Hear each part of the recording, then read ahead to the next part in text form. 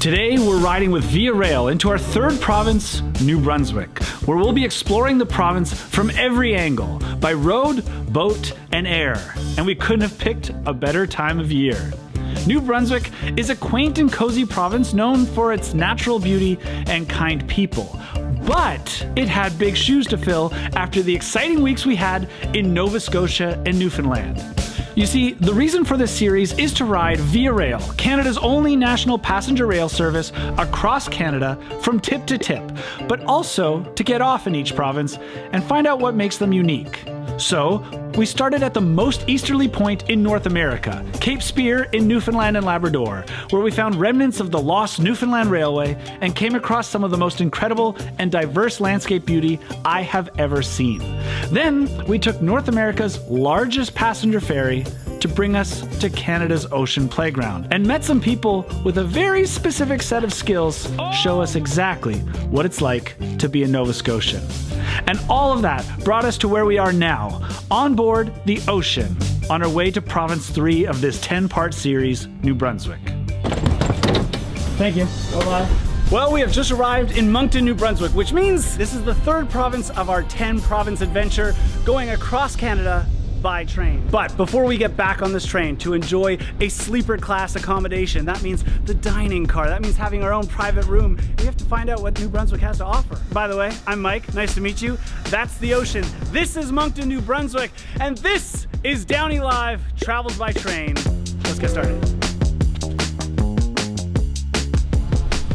Moncton Station, not as nice as Halifax. So the one thing about the train stations today is they're not used as much as they usually are, so they're not as accessible. So to get a rental car, you have to head to the airport. Not a single person in the airport. Not many flights. Unfortunately. Oh no, she's laughing. So unfortunately, what? There's no small vehicle for you. No small vehicle. No. What do you have for us? Got ourselves a minivan. Now we have a long drive to our first stop. And we made it, but it's night. Let me switch it to daytime. That's better. Let's take a look around. So Will and I have been traveling for a little while now through Newfoundland and Nova Scotia, and now we've arrived in New Brunswick, but we kind of feel like we need a rest and relaxation day, so we're staying 2 nights here at the Red Bank Lodge just to slow down for a minute. I feel like we're in the right spot.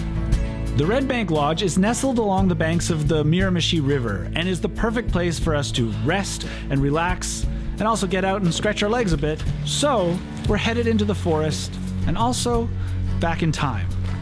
And attached to where we're staying is the Metepenagiag Heritage Park, and I actually just learned this is not a teepee. The Mi'kmaq here call it a wigwam. So this is why it's so important to visit these indigenous cultural and heritage spaces, because if I didn't travel here, I would not have known that.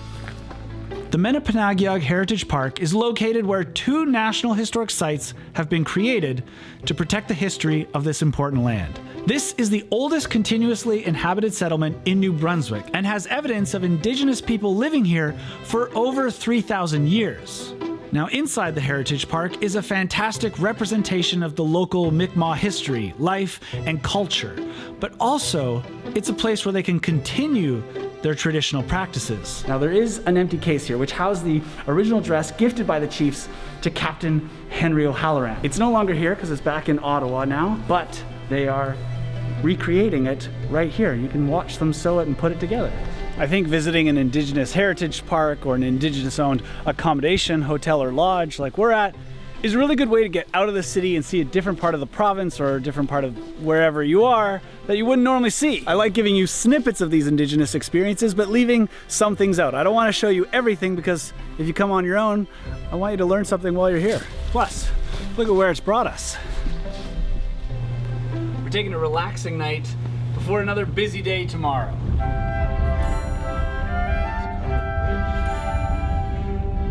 Going into an area our GPS doesn't even know.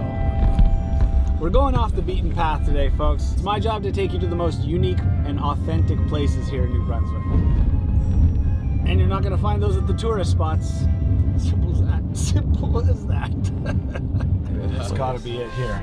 It's gotta be it. What we came for. Oh! Oh! Look at that beauty. Ladies and gentlemen, we have found our first covered bridge of New Brunswick. Woo-hoo. Wow. How is that? That's pretty cool. We don't have them in BC. What a beautiful place in the world. So calm. Look at this. There's just one house. They live there. These people lived here. 44% of Canada's covered bridges are in New Brunswick. Obviously, they're not on the big highways anymore, just these little back roads. So it's definitely worthwhile to meander a bit and explore New Brunswick because there's a lot of these. These bridges are built to last 100 years. But now we're going to go meet Heather, who will show us some natural bridges that will last a lot longer. Or not. This is North Beach. Now that might not mean a lot to you right now, but it is New Brunswick's biggest tourist destination. Biggest in number of guests. Behind me is Hopewell Rocks, but also biggest in land size of an attraction in New Brunswick. It is the Bay of Fundy and it has the world's highest tides. The tides come in and out twice a day, every day. And as they go past the rocks, well, a little bit of roads, forming these sea stacks, also known as flower pots. At our highest tide here, Yeah. the bay has to rise 28 feet just to get to the base of that archway. Wow. And then it can rise another 18 feet within the archway. The high tide will always cover this. The average high tide is kind of in and where this green area is. And the arching there is where the highest tides will go. So you can see it's carved it out nicely, but you'll always get water up to this point. This is one of the only caves, one of the only archways that we can still walk through. Behind me is Lover's Arch, and Heather here says it's the most photographed rock in all of New Brunswick. So let's get a photo together, Will. See how the base of the sea stack here is so skinny? That's because this is supposed to be the next one to fall. They estimate it will come down in about 25 to 50 years. But this one next to it is still technically attached to the cliff face, but only by about 8 feet of dirt and rock. So it actually will become the next sea stack, probably before this one crumbles into the water. So this is maybe one of the few tourist attractions in the world that's based on the tides and not just a set schedule. The lowest high tide that you'll get is still at the top of that black seaweed. And you can see how high above me it is. And this isn't even the lowest tide that we get. It's still going out at the moment. The beach is only open 3 hours before low tide and 3 hours after low tide. So there's only a 6-hour window to visit this because it's really dangerous down here if you get caught in a cove because the tide comes in so quickly. And if you look around, there's not a lot of exits, so you have to know where your staircase is. In case you get caught in one of these coves, the water has come up too quickly. This is an emergency escape platform. Has actually been used once, she said, and someone had to wait up there for 5 hours until the tide let out again. Now this behind me here is Daniel's Flats. It can go out at low tide 4 kilometers from the shore. Yes. Because it's so flat. And it comes back in at a foot a minute. Yes. Wow. Now last week when we were in Nova Scotia, we did the Cabot Trail at the top of Cape Breton, which is said to be Canada's most scenic road. This is New Brunswick's answer, the Fundy Trail Parkway, and it's just been completed last week. So in order to show it to you best, we got here as early as possible. The gates aren't even open yet, so we'll have an empty road ahead of us. And I should introduce our tour guide today. This is Neil, he's with Tourism New Brunswick. He's planned out a fantastic route for us, so you're getting local guidance through this. Happy to be joining you today. Yeah, let's go. We have a lineup of vehicles behind us, but we're first. Let's get going. Thank you.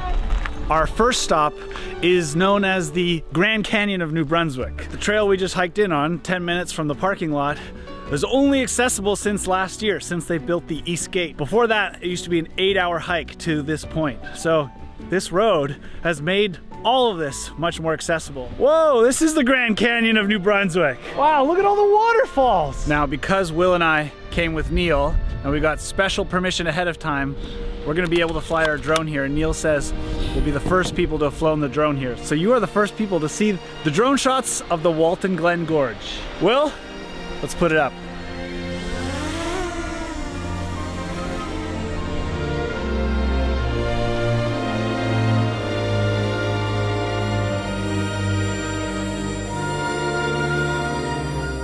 This is an almost unseen part of the province until this boardwalk and viewing platform were built last year, now making it accessible to people like you and I to come see it. The view is incredible, and I hope you've enjoyed this drone montage because Will and I really appreciate the opportunity to be the first to fly a drone here, as you can tell by my smile here. How was that? New Brunswick. I'm impressed. Now look, I know it's not as big as the Grand Canyon, but we're humble Canadians here, and this is what we got. Still pretty nice. They have so many lookout points here. I mean, you are encouraged to stop and view and enjoy. They have picnic tables. Hi, Neil. Hey. So this road is 30 kilometers long, and there are 21 lookouts on it. That's how much they've put into having you enjoy it as a scenic parkway. Each viewpoint offers something different, like bringing you to a beach or a walking bridge. I'm starting to realize every time we stop, there's another thing to see, there's something else to do, that this is becoming more than just a road to connect one point to another point. It's the journey itself. The destination is the trail parkway, and that's kind of like why I ride trains. And if you're always rushing just to get to the next point, you never enjoy where you are, and it's kind of what this is about. Or the waterfall, or my favorite, to the cookhouse. Neil, what did we order? This is called the Lumberjack Lunch. Okay. And I don't want to tell you what's in it because I want you to be surprised. It comes in a pail. So they would eat breakfast here, and then they would have their lumberjack lunch, and they would carry it into the woods, Right. chop down trees. We're getting the authentic experience, but not 8,000 calories. Ah, these are made to be kind of to-go baskets. Correct. You can take those wherever you want in the park. We can do other things as well, so that you're not carrying a heavy basket. I don't think I've ever had lunch served in a burlap sack before. We have our molasses cookies in here. We have our sandwich. Fresh veggies. In this bag, you have compostable straws. Look at this, homemade lemonade in a mason jar. Just as they would have done as they went off logging. And the nice thing is, these are reusable, obviously. Just mason jars, so they just wash them and send them off again. And the last and the heaviest bag is just a mason jar of water. Perfect. I love how this meal, this to-go pail, combines the ability of takeout lunch, but it's also kind of keeping with the heritage of how the lumberjacks worked and would have eaten back in the day. It's a very authentic experience to the area. Look at that. Oh yeah. Homemade. Thank you very much. No problem. I hope you enjoyed everything. I really did. Good. Well, that was great. And I still have another molasses cookie left over. 21 within 30 kilometers. The views can only change so much within such a short period of time, but beautiful nonetheless. And we're arriving at our destination of St. Martin's at the end of the Fundy Trail Parkway. Cute little village here along the water. Our last stop is on the beach next to the sea caves. If you come at high tide, you can take a sea kayak and come see them. Otherwise, low tide is it. It's amazing how much there's been to see along the way. We've walked along the beach next to the sea stacks. We've been driving along the parkway above the cliffs. We've had 21 viewpoints within 30 kilometers. We've stopped at waterfalls. There are hikes to do. And now it ends with sea caves. New Brunswick? This has been a very dynamic landscape. I love these small towns. I also love Tru Earth, the sponsor of this entire series. So I'm going to talk about them for a second, not only because they're a local Canadian small business supporting another local Canadian small business, I think we can all get behind that, but their whole concept is to get rid of plastics from the household. But they also offer a number of products that actually support me while traveling. For example, I'm gonna pop in here, get myself an iced coffee. Can I have a medium iced Americano, please? Perfect, and no straw, thanks. Because when I'm traveling, well, they have me covered. What's in this? Well, metal straws. So these are my go-to when traveling to reduce plastic as I go. The nice thing is it works just like a normal straw. But I know the biggest complaint is, well, how do you clean it when you're on the road? These are so difficult to get in with. But it also comes with 2 straw cleaners. You can clean that straw no matter where you are. Now, I originally switched to Tru Earth because of their laundry products, the awesome eco strips, which I showed you in last week's video, and the week before with their bamboo cutlery. They have a whole bunch of products that are keeping me on the go, being plastic free. Make sure to buy one for a friend, and if you do, well, discount code DownieLive for 10% off. Thank you, DownieLive. Cheers, Sprout. So thank you, Tru Earth, for making great products that help reduce the amount of plastic we create in this world and keeping me fueled as well. This is a nice old town of Hillsborough here. You'll go through this if you go to Hopewell Rocks, but it also houses the New Brunswick Railway Museum. Not many people take the train across Canada anymore. We all fly or drive. It's just a lot more practical. Right now we only have the train running once a week, so you know, it's not very accessible for most people. But riding by trains used to be the only way to get across Canada. So it's nice to see remnants and history of that still alive. Now they have kind of the standard stuff. You have a couple of passenger cars, a snow plow, a caboose, but they also have this crane, which you don't often get to see. Would have been for putting down rail ties and steel rail. I don't know if I've ever seen one of these before, a firefighting tank. So you have a big tank for water and then a pump room here. And the handrails are where firefighters would stand with hoses spraying the wildfire that's going on to the side of the track. And there's an old jet here too. Always worth a stop, but we have to keep moving. There's a lot more to see.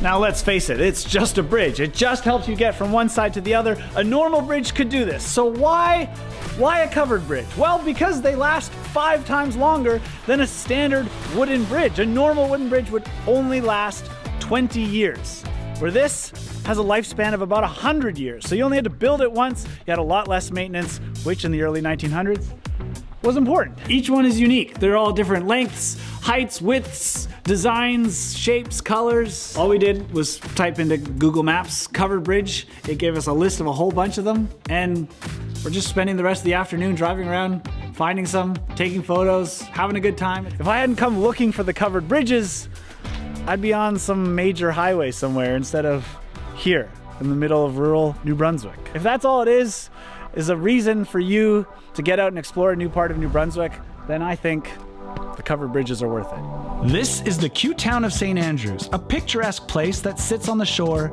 of the Bay of Fundy. And the best way to see it, other than up here by drone, is down there on the water. We're going whale watching. No, this is a Coast Guard boat. Ours is right behind it. We're probably in a good spot to see some whales. There are other whale watching vessels, like this little Zodiac here, but they won't get the same perspective as we do from up there, which I think is an advantage. Of course, we have the obligatory lighthouse on our way out to the Bay of Fundy. This will be our guiding beacon on the way back in as well. So while we're making our way out to the Bay of Fundy to see the whales, let's do our famous bathroom tour! There's washroom, but on a boat, it's called a head. Considering we're on a boat, just like a basic whale watching vessel, it has everything you need. The door really makes you feel like you're on a ship. Now I have to say, when I'm on a boat, I never expect much from a bathroom. This is all you need, and honestly, it might not be the most modern or fanciest bathroom I've ever been in, but it has all the necessities, and it's very clean. So if you're as curious about bathrooms as I am, stick around for the next few episodes because we'll be taking a look at bathrooms on trains, on ferries, and all sorts of other vessels. Spotted some seals. These are gray seals and they can weigh up to 600 or 800 pounds. Wow, there's probably a good dozen of them here. Regardless if you see whales or not, whale watching is a great way to get out and just enjoy the afternoon. I mean, look, it doesn't take much to convince me to spend the afternoon on the water, does it? But that doesn't mean I'm not being vigilant. I am eyes on the prize. We're looking for whales. So the whales out here are just eating as much as possible before heading south towards Florida, where we'll spend the winter. You know, like a typical Canadian snowbird. This is a heck of a game of patience. Yeah, just enjoying time together out on the boat. The hard thing about whale watching is it's obviously not a zoo, so you never know where they are for sure, and they live underwater, so they're kind of difficult to spot. We're waiting for the minke whale to surface again. Oh, there it is, there it is. It's so interesting to see such a big whale with such a small little dorsal fin. So the minke whale can be about 25 to 30 feet. Now they can hold their breath for 30 minutes, so you have to be very patient. It's like a fun game of mystery. You never know where they're gonna come up next. Once they go under, the engine is off. They're close. The question is where? Where is he? The whole boat is waiting, watching. Will is on the starboard side. I'm on the port side. See if we can't catch him. Spot him. Spot him. There.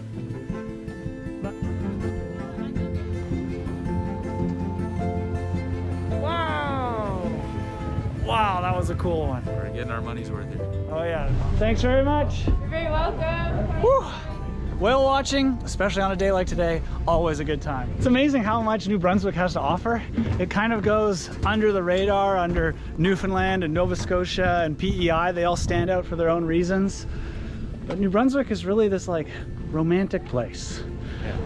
Every town is just such a cozy, quaint place. Now that we've seen some wildlife from the water, we're gonna change it up a bit and head back to the big city for a different view. Time to hit the road. I got something to show you.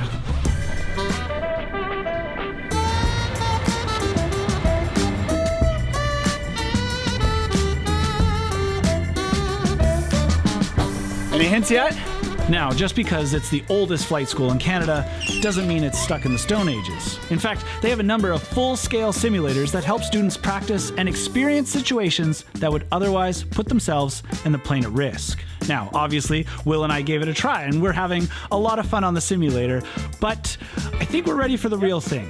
And so, taking us up today is our instructor, Tim. So Tim, how long have you been doing this for? I've been instructing for about 2.5 years. 2.5 years. And what do you enjoy most about being an instructor? It's the moments where, you know, a student has been struggling with something and it just clicks. It just clicks for them. Like that satisfaction of helping them get to that point. Yeah.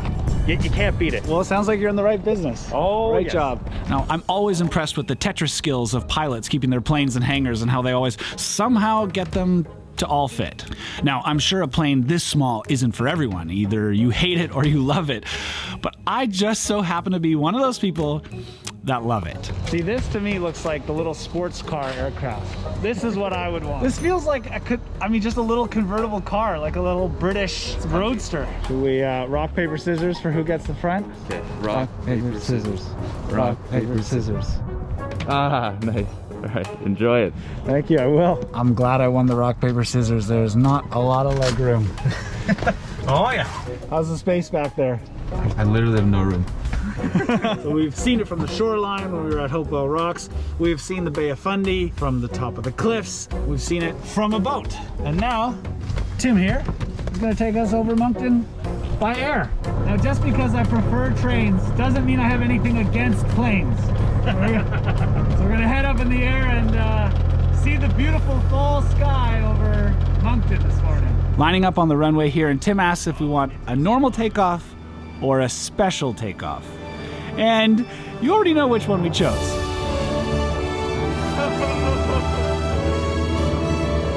When most of us travel, we board a commercial jet, we sit down, we start a movie or get to work. We don't really think too much about how it all happens. We trust in the experts, the pilots who are in control. And there's something very humbling about being in this tiny plane, flying over the small city of Moncton at sunrise, knowing that I'm sitting in the same seat as many of those professionals did. It's a reminder that no matter where you want to end up in life, we all have to start somewhere. And the best way to get there is to start small and start now. Dream as big as a 747, but to get there, you probably need to start with one of these.